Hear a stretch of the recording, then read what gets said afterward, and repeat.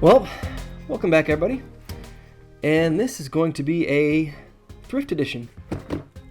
Alright, so before we get started, let me just move this out of the way so we have a little more room. Perfect. Welcome back everybody, and thank you again for watching another video. Fun fact, we've actually just hit just over 100 subscribers, which is cool.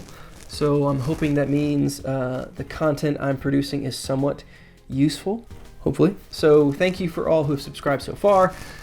In the future, I do plan on doing giveaways, giving away some cameras, lenses, things like that, and just adding value to this channel. I did just get back from Japan about a week and a half ago. It took me like 3 days to get over the jet lag. I've never had that before. I've been to Europe a couple times, Iceland, things like that, but I've never had that kind of a jet lag. That was pretty miserable. I did shoot a lot over there. I have a couple rolls of film I have to send off.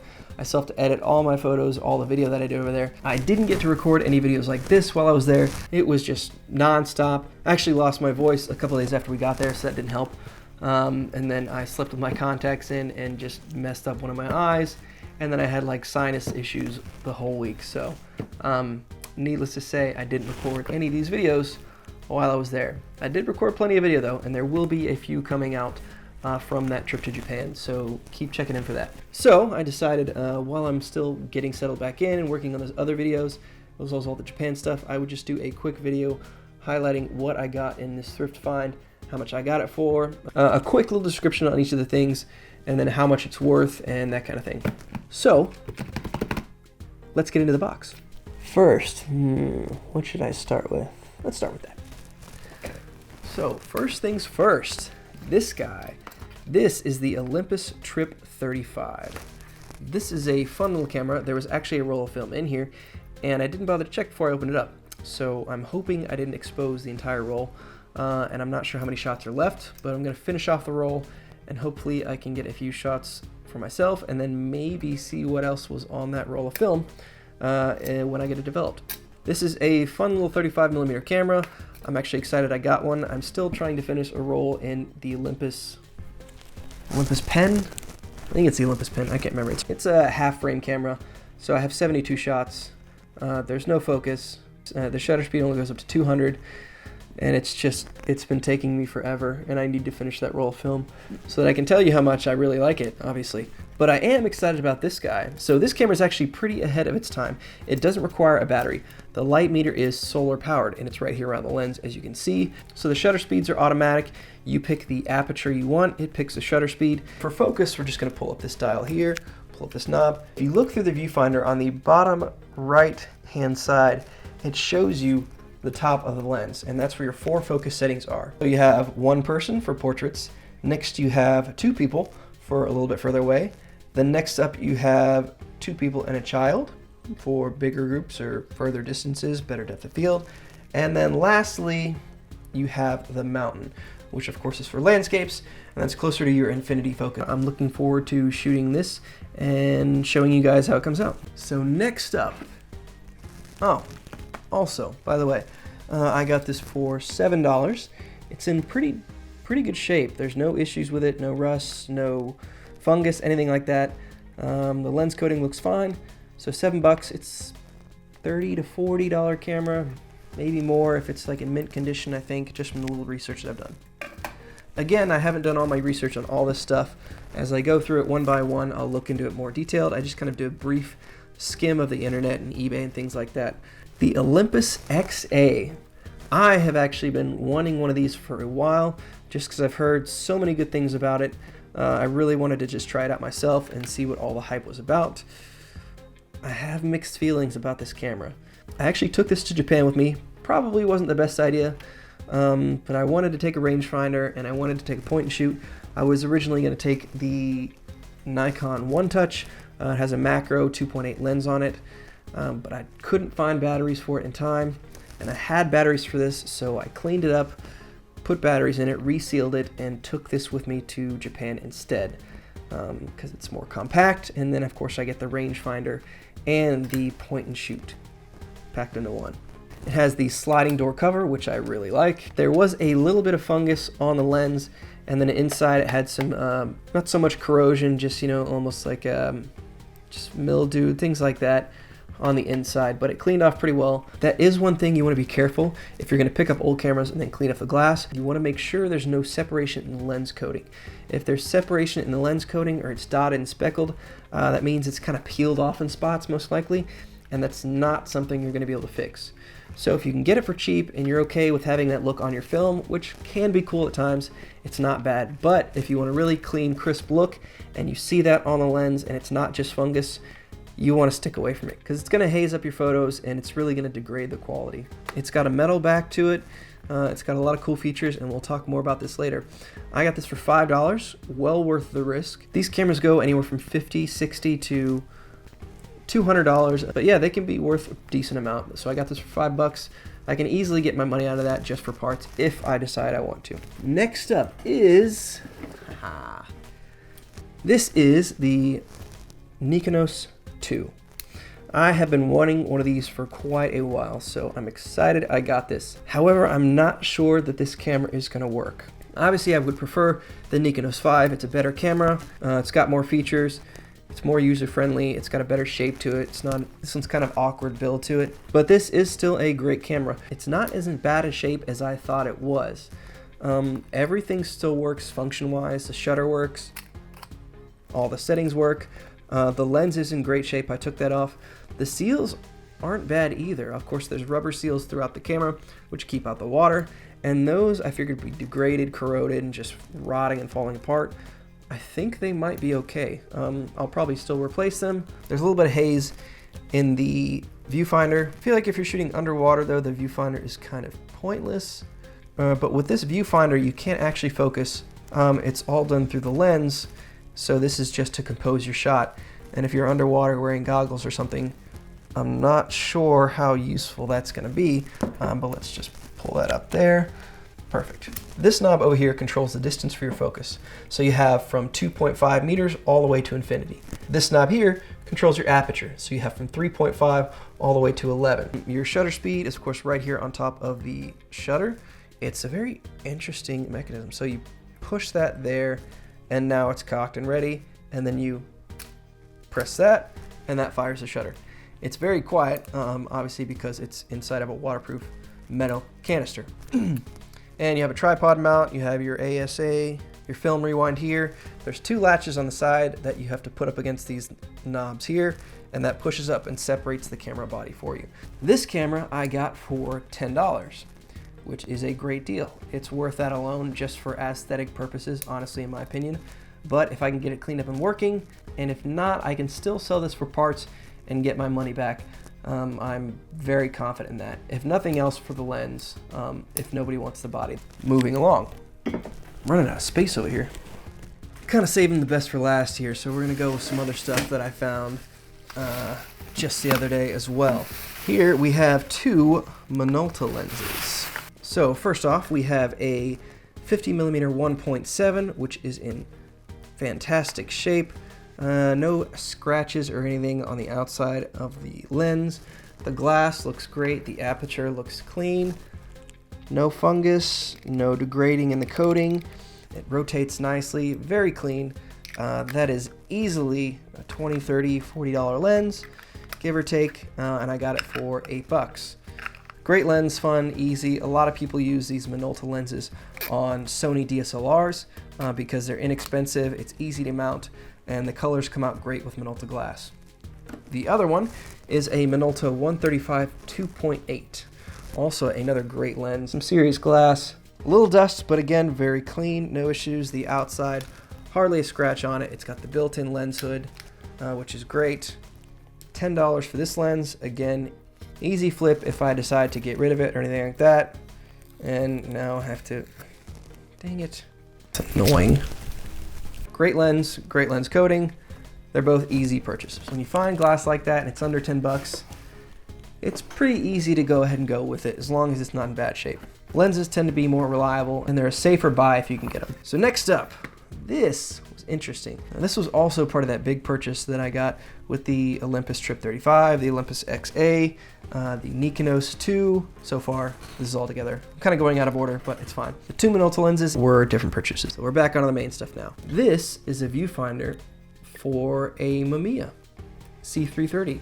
to be exact. And I actually recently got a Mamiya C330. It may seem kind of pointless to put a eye level viewfinder on a waist level viewfinder because everybody loves waist level viewfinders, but it is always nice to have the option. And I actually got this for $5. This is the Paroflex. So little fact about these tend to be darker than their counterparts. I can't remember the other name of the other one right off the top of my head. So these aren't as sought after as the other ones because the viewfinder tends to be a little bit darker. However, they still go for 20, 30, 40 bucks and decent shape. I'm hoping once I clean this up, I could flip it for that if I decide not to keep it myself. And it did come with the nice leather cover, which is great.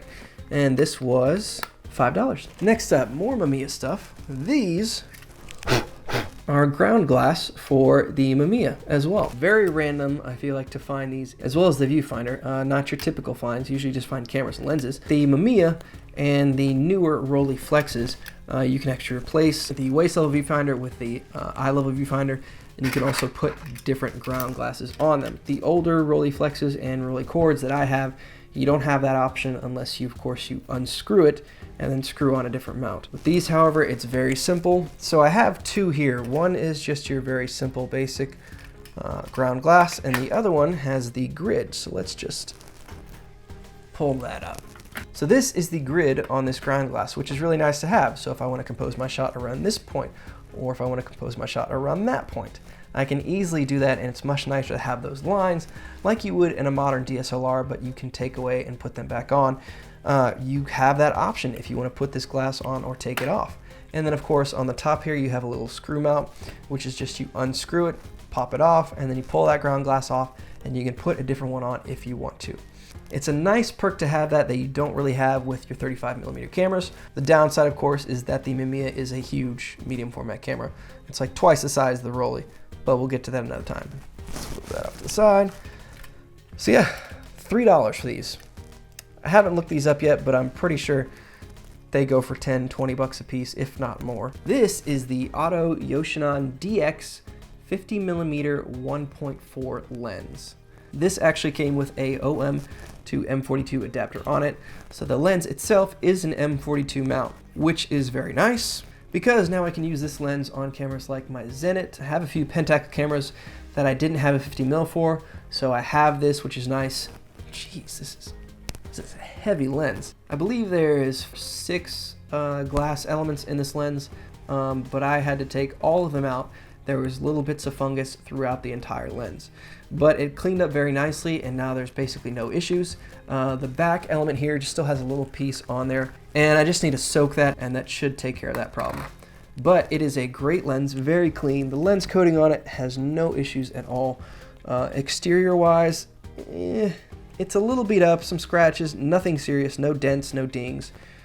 Just minor scratches here and there. I got this lens for $5 as well. From what I looked at on eBay, I need to do some more research on it. It's kind of all over the place. I've seen similar ones go for $40, but then I've seen some that are listed at like $170, and then some sold for like $125. I need to look up maybe the serial number and figure out what exact the difference is. What I noticed is different about this one is it has the silver rim both in the center. It's got the other silver ring there as well. A lot of the ones that I had were just all black, so I'm hoping this is a nicer one. Also, this has a lens coating that I didn't see a lot of those other ones. So this will be a fun lens to shoot. I can also mount this on my Fuji, which is nice, and it actually looks really good. So I'm excited to see what kind of results I can get with this lens. $5. Clean these better. I'm getting dust all over my laptop. So the last purchase from that thrift haul is this lens. So this is a Nikon 80mm 2.8 lens. It has autofocus and manual focus. This looks like it is an earlier edition, probably same time as around the F4 is what I assumed when I saw the lens. Honestly, I was kind of bummed that it was a 2.8 lens, because as any photographer would tell you, if you get an 80mm lens, you want it at like 1.4, 1.820, so you get that great depth of field as well as that compression. So to have an 80mm 2.8, when I first saw it, was kind of a bummer, honestly. But I got it for $5. So I figured, if nothing else, a 2.8 80mm lens, manual and autofocus from this time frame, I figured I could get 30-40 bucks for it minimum. So I grabbed it, put it in the car, and that was the end of it. Later on, I was texting the sensei of cameras, my Google for cameras. Literally, if I ever have any question about any sort of thing, I can text him, and within a few minutes, I will get a legitimate response that is 100% fact. It's actually kind of crazy. So I was texting the Google man, telling him what I got and everything like that. I was like, yeah, I got this 80mm 2.8 lens, to which he was confused. He said, are you sure? I don't think they make a 2.8 lens. So I was like, no, I'm pretty sure it was a 2.8. I'll send you a picture when I get back to my car. So I got back to the car, sent him a picture. It is a 2.8 lens. And to which he quickly sent me a link. This lens was actually manufactured for a very short time, specifically for the Nikon F3 AF. I didn't know that was a thing. So I looked it up. The Nikon F3 AF was produced for only a couple years after the Nikon F3. It is the autofocus version of the Nikon F3. That's a nice camera. The leather that is around this center rim here is actually in great shape. There's no other issues. It came with a ND filter, which is nice. There was a very little bit of fungus on the rear element, which I quickly cleaned off, and it looks like it is basically almost in pristine condition. This lens, in good shape, goes for about $200. So I'm torn. I will probably end up selling this lens. Doesn't really make sense to hang on to it. Another solid investment though. And last but not least, this little Rolleicord. Buying this was sketchy. Buying this camera was the second sketchiest purchase I have ever made with cameras. Right behind the time I bought the Nikon F across from a prison. There we go. So we have our nice little leather case here, which is in pretty decent shape. I got this because I wanted the case for my other Rollie, and I figured I would just sell this and get my money back. So this camera actually popped up on OfferUp about a month ago. It was being sold by a guy who had never sold anything before, had no record, had no ratings. He just opened up his account. Immediately my first thought is, okay, it's probably a stolen camera, because who just gets on an app like OfferUp and just all of a sudden decides to sell a camera like this with nothing else? I mean, it'd be one thing if it was a garage sale and there's a bunch of stuff, or an estate sale or something like this, but this was all there was. The last thing I want to do is buy a stolen camera, or a camera across from a prison like I once did. So I ignored it first off, and then I think it was a month later, it was listed at $100, and then all of a sudden the price dropped to $60, and nobody had bought it yet. I was like, what the heck? I gotta at least check it out. It was sketchy, to say the least. So I had my brother come with me. We went to this guy's house. He had it listed in mint condition, which pretty sure like 90% of the time someone has it listed in mint condition, there is something wrong with it. So walked to this guy's house. There's no lights on. There's a car down the street. Turns out there's actually somebody in a car behind me with it on with the lights out. They're like laying down. I had no idea till I left. Super sketchy. He came out after like 5 minutes. I was about ready to jump in the car and just take off, thinking this guy's gonna rob me for $60. My brother was less than thrilled about it as well. The camera is in really good shape. It is not mint by any means. Both the elements need to be cleaned, and the shutter is slow on the lower speeds. But if you've seen my previous episodes, that is common with these cameras. I did a repair on that before. This one will be a little bit more difficult to get at though, because you can't just use a spanner to take off that front element. But all the leather's in great shape. There's very few scratches in the paint. It's in really good shape, and for $60 I did very well. This is actually, I think it's the second to last unit that they produced of the Rolleicord. So I'm not showing you guys these cameras because I want to brag or how good I am at finding these cameras. It's just to show you that there are deals out there, and if you look around locally, you might have a better chance than looking online. Thrift stores, yes, it's harder to come by, but you can get better deals than you can on things like eBay, Amazon, all that kind of stuff. So as you can see, I probably spent $110, $115 for 4, 5, 600 plus dollars worth of camera gear. I did pretty well this month. So some of these will be kept, some of them will be sold, some might be given away, but I will be doing a review on some of this stuff before I do any of that. So thank you for watching this thrift haul unboxing thing, whatever you want to call it. I hope it wasn't too bad. I hope you got something out of it. I hope it was enjoyable. Next week I should have a review, I believe, on the Yashica FX3, which I shot recently. Then I have a review on the X700 coming out soon, and then another rangefinder camera, the Konica Auto S2. And then, of course, I have the stuff that I did in Japan, which I'll go into more detail in the next video because this has taken a while. So thank you for watching. Thank you for subscribing, for getting to 100+ subscribers. If you have any questions, comments, please leave it down below. Make sure you subscribe if you haven't, so you see all the stuff coming up soon with these recent thrift finds. And yeah, thanks again for watching, and we'll see you next time.